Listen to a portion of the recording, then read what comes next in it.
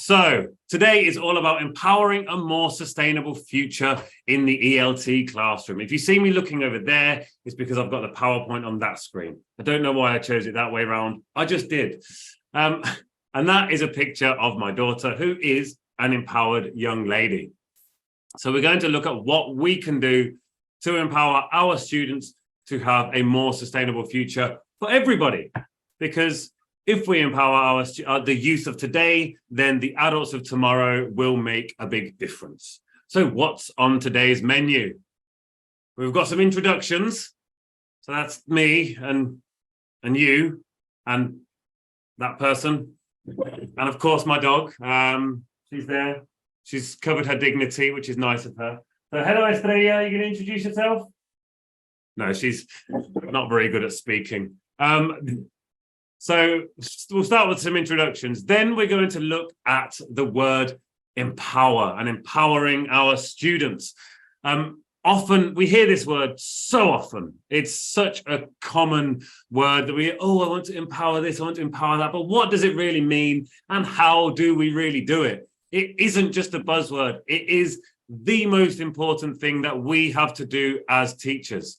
When I started as a language teacher, I was like, right, I need to make sure I know all the grammar, all the students need to know the vocabulary, they can work with the pronunciation, and then, exam technique. And then as soon as I've forced all of that into their brain, they will be amazing students.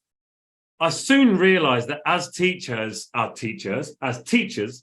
our power goes way beyond simply passing knowledge from one place to another. We need to do more than just give our students knowledge. We need to bring out the power within our students. We need to bring out the best in our students. And that isn't just with language, but we can use language as a tool to empower our students. And then finally, we have some lovely planet-based ideas. Now, that's a hilarious joke for anybody who eats plant-based food. Planet-based, plant-based, yeah. If I have to explain a joke, that means it's not funny, right? So note to self, planet-based joke isn't funny. Good. So there are some ideas that are ready for you. You can chuck them straight in your class. Some that have been upcycled from other wonderful educators. And then there are lots that are ready for the sustainable classroom. And as you can see, the menu, the real menu there is from a nice looking diner where they have all sorts of different options. So introductions, that's me. You can see there's me holding a placard with this hat on. What a surprise. That's me at a climate march here in my village. I am the founder, the coffee maker, and the wearer of many hats at Renewable English. If you'd like to check out Renewable English, please feel free to do so. There's a YouTube channel you can subscribe to there. There's an Instagram page you can follow that's right there. There's also a website you can visit. There's all sorts of things. Yes, I am the chief coffee maker right here. I am from Northampton. There's me when I was a wee man. But I live in Seville now, in the south of Spain. I love flags. I love secondhand shirts, and I love my dog. There are a few of my favorite things. My dog is fast asleep. If you could zoom in, you could see her hung like that. And the idea of green peppers in food makes me very angry. Her name is Estrella. So yeah, I really don't like green peppers. I am not a fan of green peppers, but I am a fan of hats and I am a fan of shirts. And I do generally like plant-based food. So that's me. I'd love it if, while we're moving on here, yes, sí, Estrella está en español. And I live in Spain, so I also speak Spanish. Put something in the chat box about you. Maybe what do you do, or something you love, maybe even something you're not a very big fan of. I am a big fan of Seville. I'm not a big fan of Northampton. If anybody ever says to you, yes, I know, Caroline. Yeah, I know, Caroline. I don't like them, I'm afraid. Pero ni de padrón tampoco. If anyone ever asks you, would you like to go to Northampton? The answer to that is no. So we've got people who like classical music, dog food, cats. Not a fan of garlic. Ooh, Fans of dogs and cats, love dogs, excellent, very good. Dogs and cats, love learning new things, love foreign languages, very good. Fan of sport, translators, you love dogs too. So there is time for a quick poll. The camp now is a beautiful place. I'm trying to remember if I sent this poll to Sam. I may not have actually sent it to Sam. Oh, you're a fan of Bedley's Football Club. I am also a fan of Bedley's Football Club. So if I didn't send the poll to Sam, she's not going to put the poll up. If I did send it to Sam, she will. I don't think I did. So that's my mistake. I'm not going to do a poll. I'm just I did send it. You did. So good. Poll is live. Let's go. Let's vote. She's brilliant. Hats off to Sam. Thank you so much. What do you hope to get from today's session? I've also put the very same thing up on Instagram. So if you would like to jump over to Instagram and troll through my stories, you can say what you got from today's session, but you are able to jump on there and say what you hope to get. So what do you hope to get? Some ideas to green up your classroom, a great time and some training, a certificate, obviously. I just came for the tea and biscuits. Someone said there would be tea and biscuits. There are tea and biscuits, but you have to come here in Seville. So please feel free to vote, and we are going to continue right now. Sam's going to close that poll in 5, 4, 3, 2, and 1.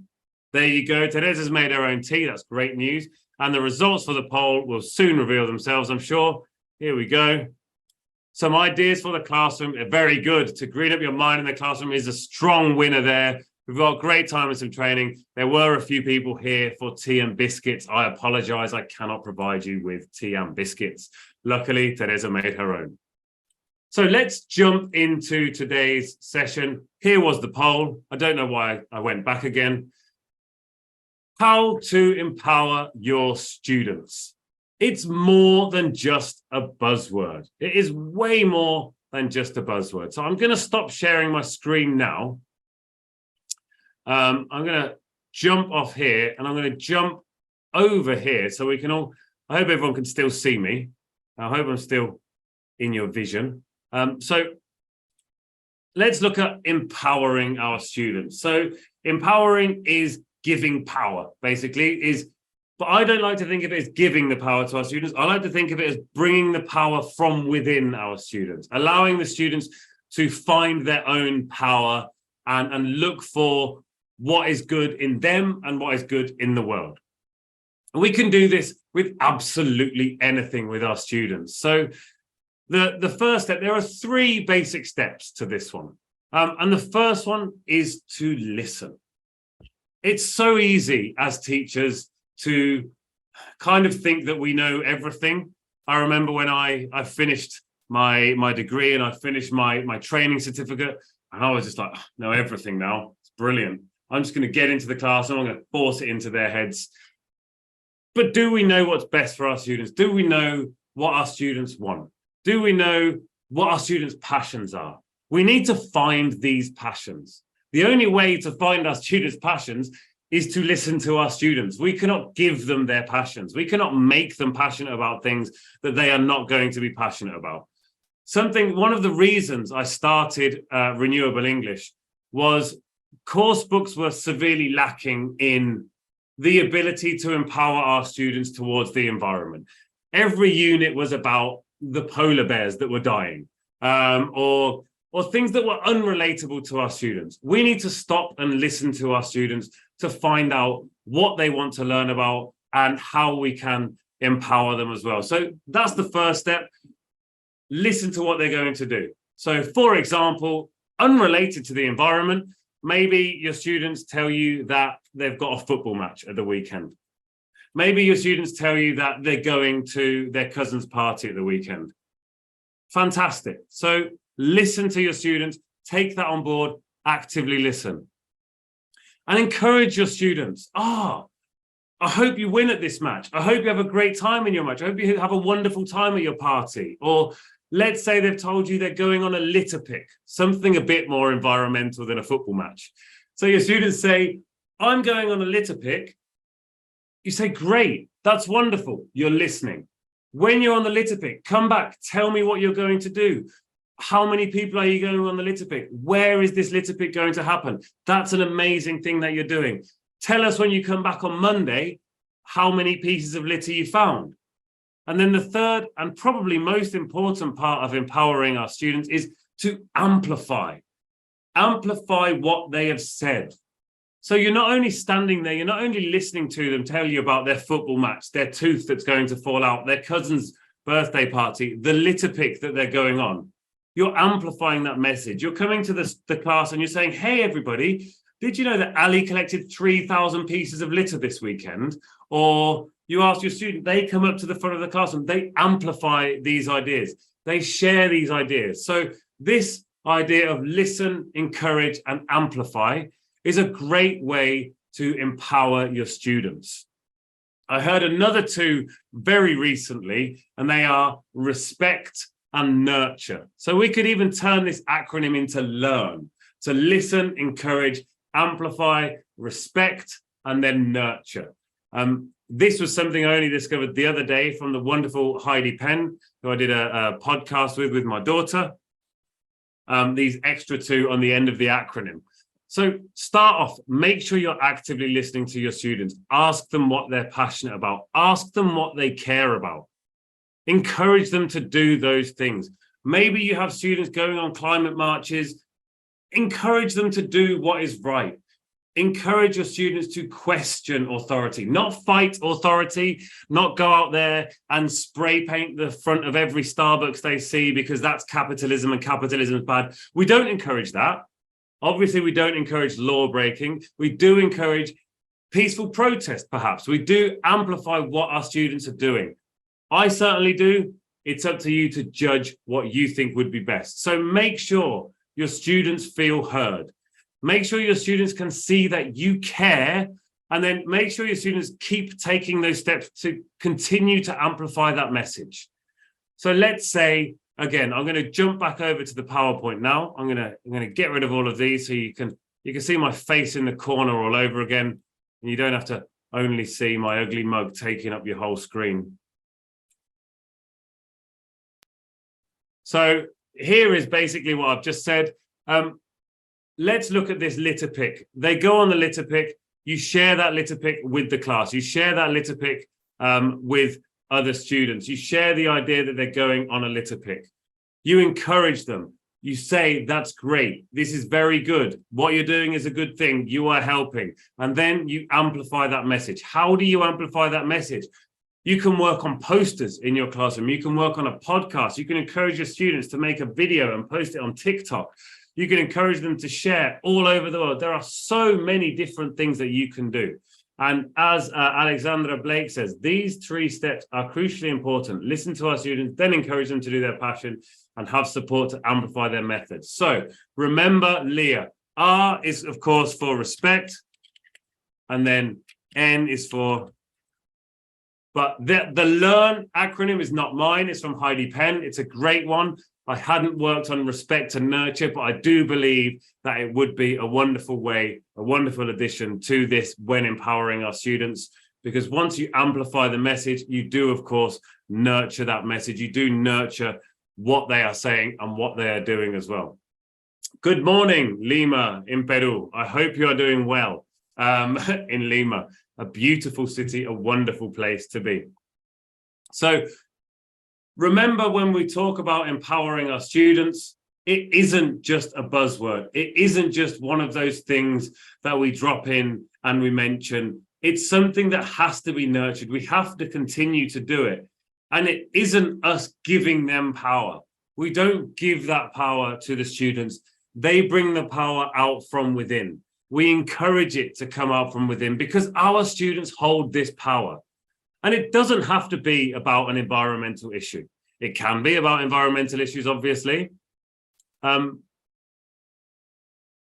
I've just seen somebody's asked a question there. How can we do it? Well, the way that we can do it, I'll tell you about OBS in a while.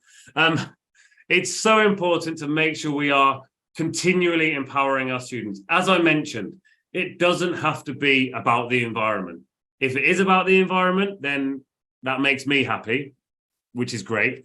But if it isn't about the environment, that's absolutely fine. If it's about another social justice issue that perhaps you've worked on in the class, then of course, go with that as well.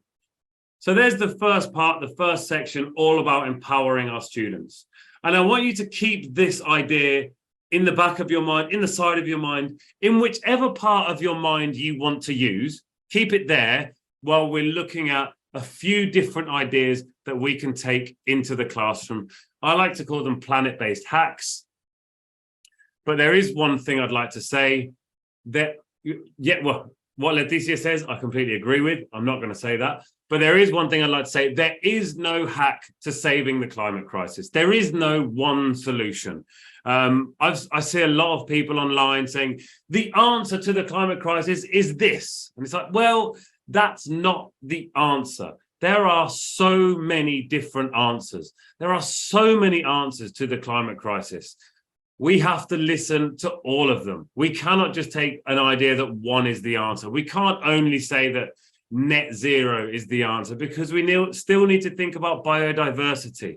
It's not just about carbon emissions. It's not just about deforestation. It's about all of these different ideas.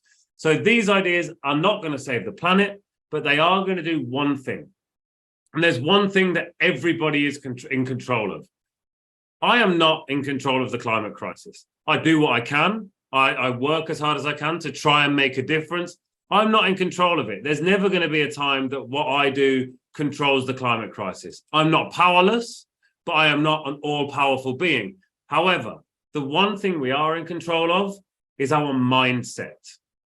We are all in control of our mindset. And these hacks, these planet-based hacks, are a great way of switching around our students' mindsets and focusing them on a more environmental goal while they're still learning all about English.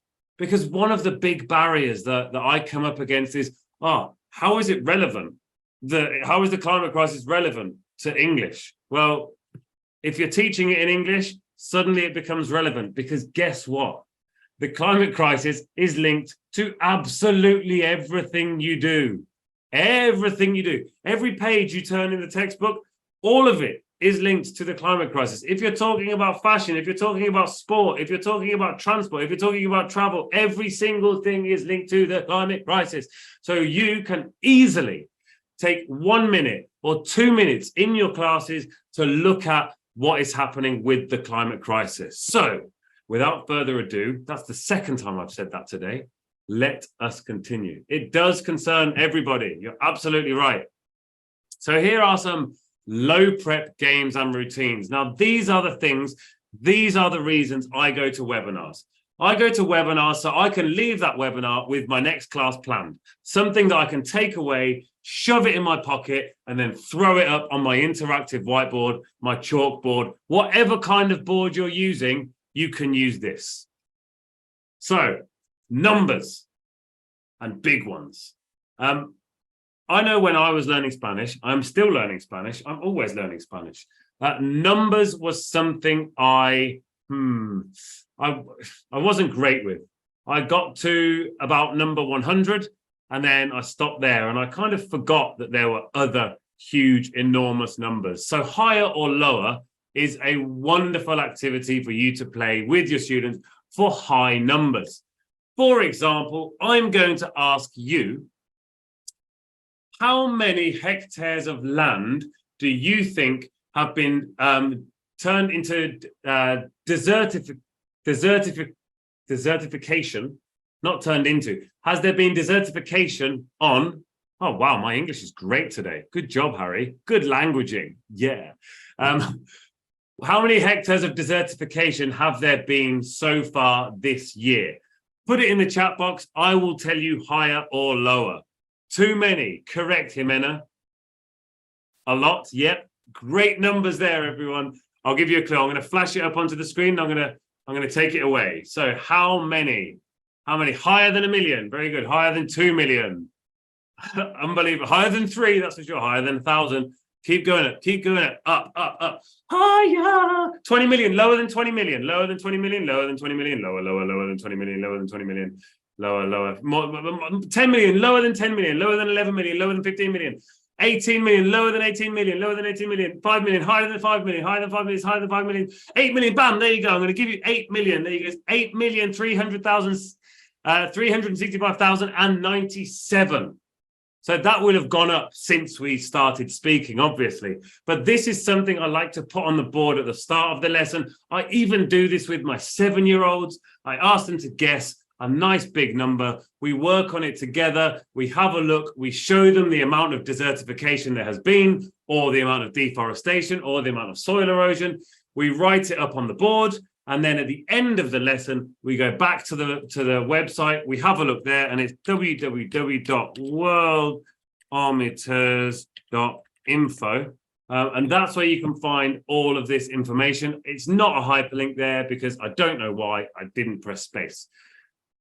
I like to do it at the start of the lesson and at the end of the lesson. That way the students can see how much desertification there has been in that small amount of time. They can see the difference. They can do a bit of maths. You know, you're using real English there. You're using a real situation. You can look at where it's happening. If you live in Spain, we can talk about Doñana National Park, which is just down the road from me.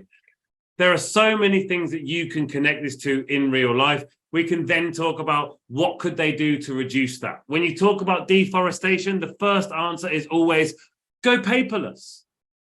Use both sides of the paper. Don't print receipts. There are so many answers like that. When you look deeper into deforestation, you know that it's actually agriculture, mining, construction are far bigger than far bigger than the production of paper at the end of the day.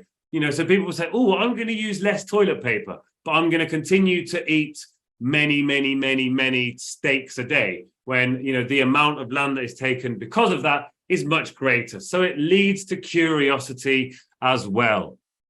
I also like to do it with what's the score? And again, you can do this with sport, obviously, but again, I like to do this with other numbers as well. You can look for more positive numbers, perhaps. So the number of trees that have been planted by a certain organization. You can look at all sorts of different, again, it's another guessing game, but rather than higher or lower, they can guess how. Perhaps you can look at the statistics to some sustainable development goals, which we will look at very soon. They are coming up on slide number 17. We're currently on 13, don't you worry.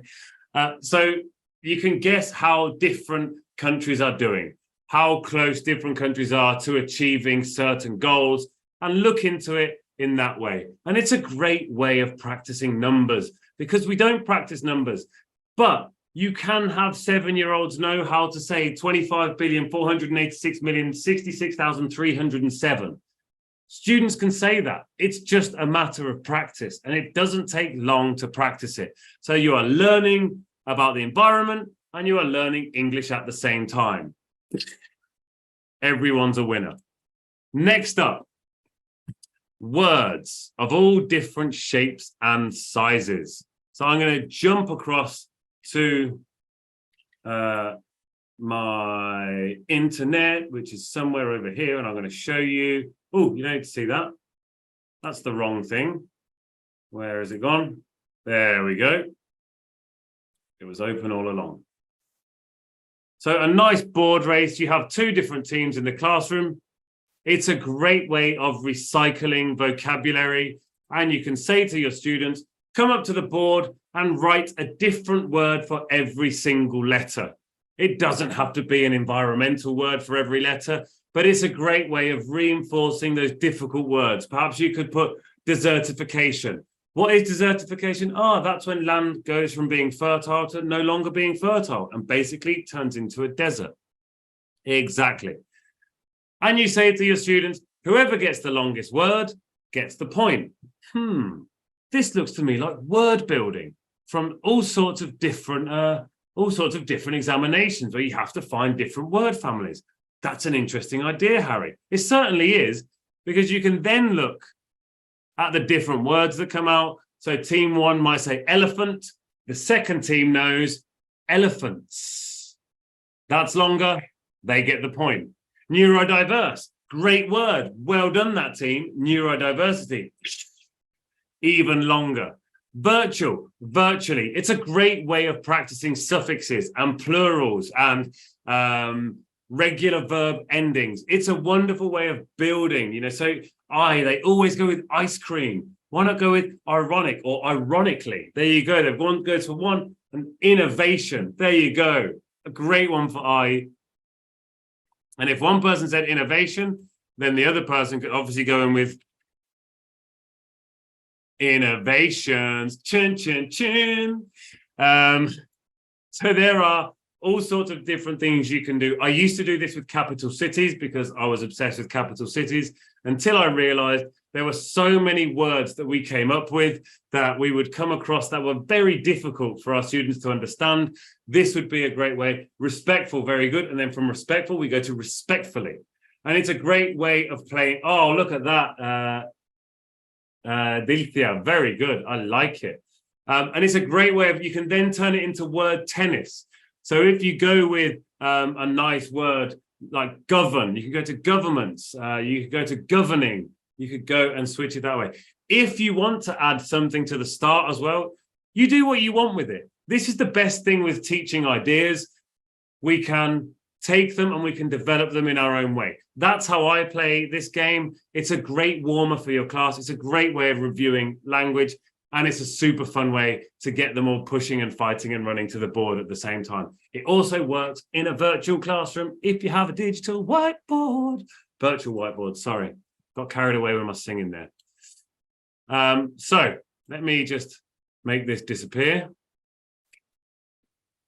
And rapid spidergram. No need to apologize, Cecilia. It's okay.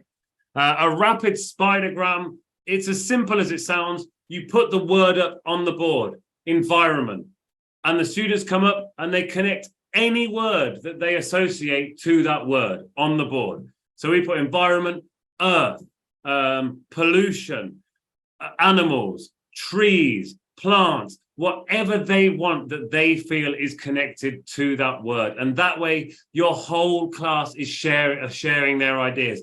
You can get your students to do it in small groups and then swap their spidergrams around, add to each other's spidergrams. It's a great way of building vocabulary. It's a great way of sharing knowledge. It's a super fun way of dealing with that. A word box. I'm sure you use these already for the vocabulary that you have. In this word box, you just put the new words in. It's a great, so let's say environmental is your new word. You write it down. The definition goes on the back and plop straight into the word box. The next lesson, you open the word box and look, you have a word, you can revise it. It can be your word for the environmental board race. And there you go. And then what's in a word is a super fun activity where I would write a word. And from that, you have to come up with as many different words that you can build from in there. So you might come up with, well, no is a word from there. You could also come up with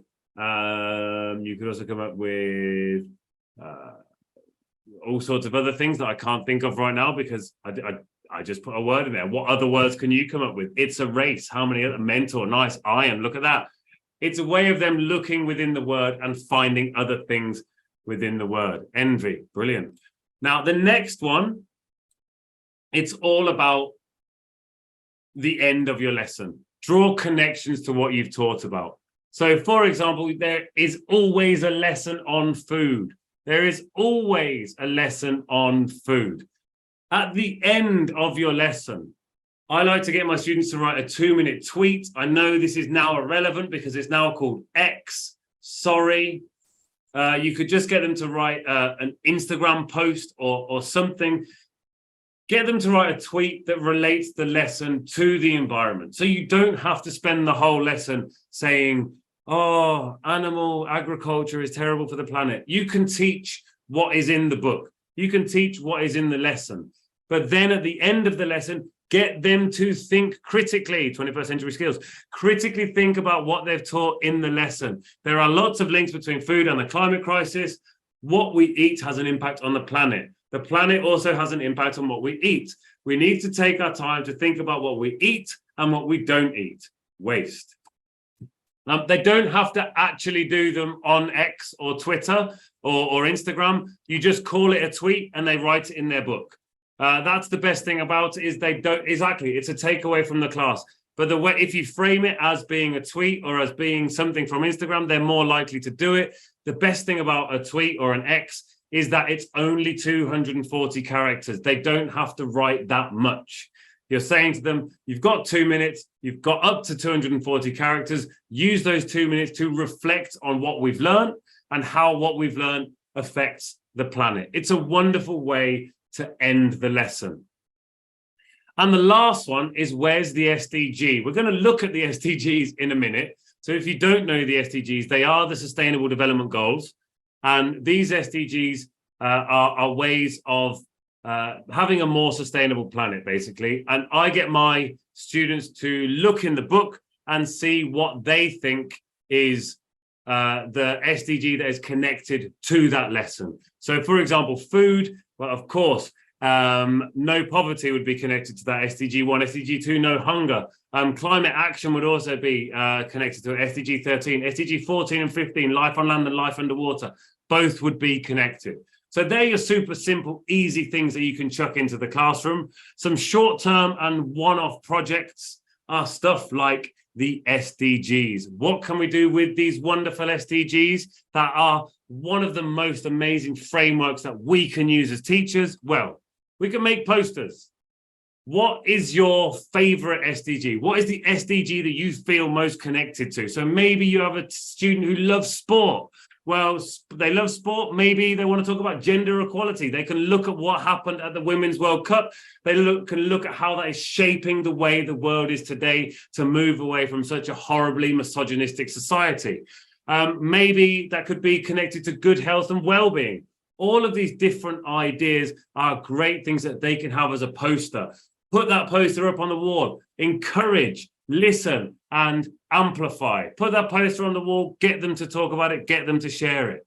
The same as videos. Get them to make a short video, like a TikTok, share it with the class, share it on TikTok, share it with their friends and family. Get those people to talk to other people and amplify what they are saying.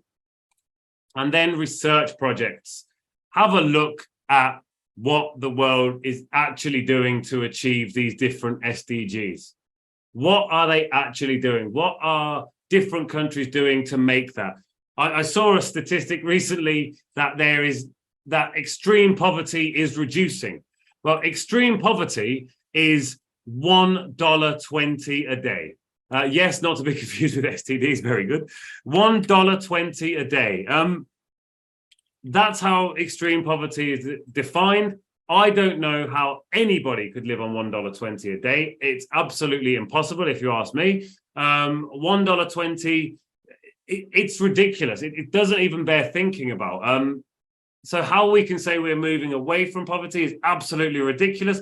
With the way, cost of living crisis, if anything, we are moving closer towards it. So having our students research that, get involved with that, is super, super, super important. Now, these things can be quite heavy. These research projects can be really, really tough on the mind. And it's really important that what we do as well is encourage our students to make a difference with what they have and what they can really do. So I like to work on lots of upcycled art. You can find it on my Instagram page. I am a bit obsessed with upcycling. Almost everything in my house is upcycled. I've got a plant pot here that you can't see, I'm afraid. It's been upcycled.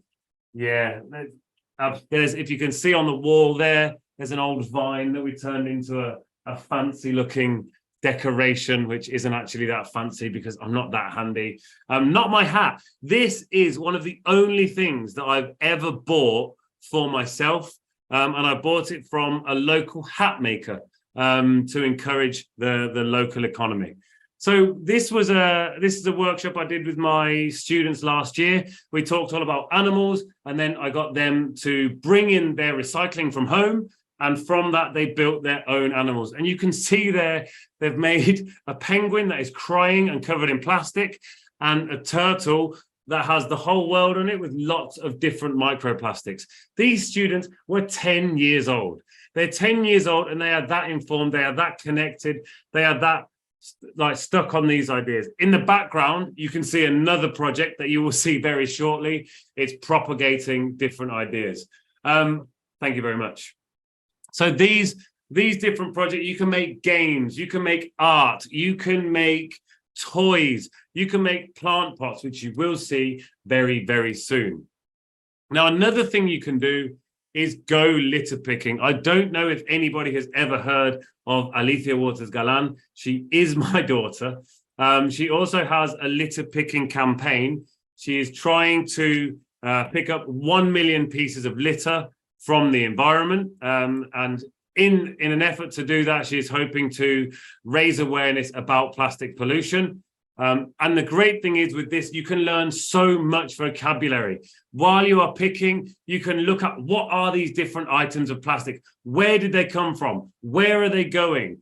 What were they made from? So if you have a look here, you can go onto the website, you can have some different ideas on what to do. You can even look at the map and see where people have picked up their different items from around the world. But get your students picking, but don't only pick up the litter.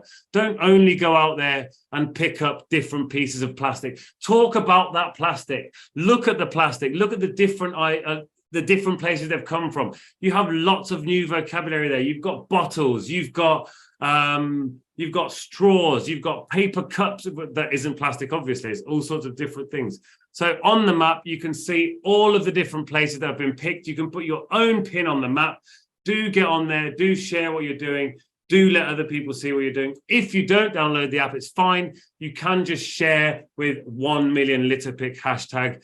But make sure that your litter picking is a learning adventure. It's a way of connecting to the environment, and you are empowering your students in doing that. You're showing them the difference that they can make in the world. You're showing them that, look, at this small area, we've made a difference. And if we look here at the map, we can see there have been litter picks done all over the world. You can add your spot on here. You can make a difference yourselves. You can show your students what they are doing to make a difference too. Why not be another spot on this wonderful map? So, moving on, as I'm running very low on time, we've also got some long-term goals. If you do have any questions, there's a Q&A box up there that I've been completely ignoring. I'm very sorry. Can rapid spidergram be applied to? Yes, it can be applied to a large class, the rapid spidergram. I will answer that question again very soon, and I'll tell you how. Mostly have small groups. That's the answer to that one. So long-term goals. It's important to set long-term goals. And what I like to do this with is with a plant project. I love plants.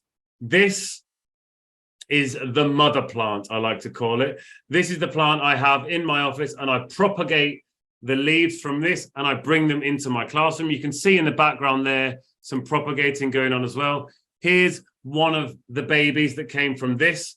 This started many years ago, so I got that plant in there. You can see there's a bit of propagating going on there, and there, that is the mother plant. You can see, oh, what a beaut. She's absolutely gorgeous. Oh, I love her. And the mother plant is actually much smaller, you'll see, because I keep taking and taking and taking. It's just about sustainable because I don't take too much. That's the key to everything. You can show this to your students as well, the long-term sustainability with a plant. And you can show them having this plant in the classroom. There are so many different things you can do. There are so many advantages to having a plant in your classroom. It's amazing because you get more oxygen in the classroom, so students are more aware. They're connected to nature. There are so many different things they can do. You can count the leaves. You can see how it's growing. You can even do this. Help. So in school, you can have a recycling campaign. Get your students to make their recycling boxes. Have a planet pledge wall. On the wall, you get your students to write what their pledge is to the planet. Here we go. My pledge to the planet is to use less water. My pledge to the planet is to campaign against fast fashion. Stick it on the wall. As you're leaving the classroom, you'll be able to remind your students. They'll see their own ideas. They're all up there. They can share their ideas. What are you doing here? You're encouraging, you're amplifying, you are empowering your students to take these wonderful, wonderful, wonderful ideas to the next level. In the local area, you can do litter picks and campaigns. You can see here the same placard has been used in 2 different marches. You can see these 3 kids have been on 2 different marches. They've reused the same placard. Get your students to connect with the local groups in their area. Get them to do litter picks. Get them a second-hand bazaar. Amazing. What a brilliant, brilliant idea, Christina. I love that idea. Do swap shops in your school. Do swap shops in the local area. And then on a larger scale, start campaigns. Have letter writing campaigns. We all have to write letters for our exams. They always have to do it. Why not write about something your students actually care about? Get them to write about something that they really care about. Get them to write to somebody about the plastic toys that are being put on magazines. Get them to write about planting trees. Get them to do this. Get them to write and send these things off. That way they are practicing their English, their exam technique, and it's about something they actually care about. It's not, you're going to write a letter to your English pen friend. Tell them about what you did at the weekend. They don't care about what I did at the weekend. I can just send them a WhatsApp. I'm going to write a letter to the local government telling them to stop using sprinklers because it's a huge waste of water. English with a purpose, Martha. Absolutely. And then greener mindsets, louder voices. This is all about amplifying our students' message. What are they keen on? What do they want to do? Are they an artist? Well, have an art show, have a gallery walk. Would they like to give a presentation to their classmates? Well, great. Give them the tools to give that presentation. Give them the ideas to give that presentation. Give them the platform to give that presentation. Ask them to make a video. For those who are a bit more nervous, get them in a group, make a podcast. Why not? Share that podcast with the world. Show them that you care. Make a class page and share it on the class page. Make a class blog. Have an eco club. Get your class together, get them working together on an eco club. An eco club in your school is the best way to empower your students. Susan, thank you very much for coming. There's only a couple of minutes left. Don't worry, you haven't missed anything particularly important. They will be actively involved and the ideas will come from the students. They need to be student-led ideas. They don't need to be ideas that come from you that they then just share again. A podcast is such a great idea. I love doing it with my students. I've done it with my 12-year-olds because everybody's got one of these. Everybody has one of these. So they can easily just record it and send it out there. Get them to make a vlog. Why not? I've been making a vlog this week. It's the most painful thing I've done in my life. You can see it on YouTube, on the YouTube channel. You get to see a little bit about how many times I change my shirt and hat in every session. I haven't changed it at all today, so you're very lucky. Feel free to get on there. Thank you very much, Kavar. Lovely thing to say. So I do believe I'm coming to an end now. I think I agreed with Sam that I'd use 50 minutes. I may have actually said 52 minutes, so I'm not really sure. I may be going a bit beyond when I go over. I feel like I've been talking an awful lot here. So I would love to know what you got from today's session. Please do jump onto the gram, get over there. I have shared a story.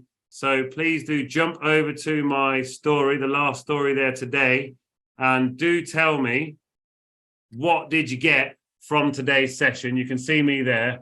Tell me what you got. If there's anything you'd like to change, it's the easiest way of getting in touch with me through Instagram. You can also find me on Facebook, on LinkedIn. I'll show you how right now. If you want to get in touch, do please hit me up.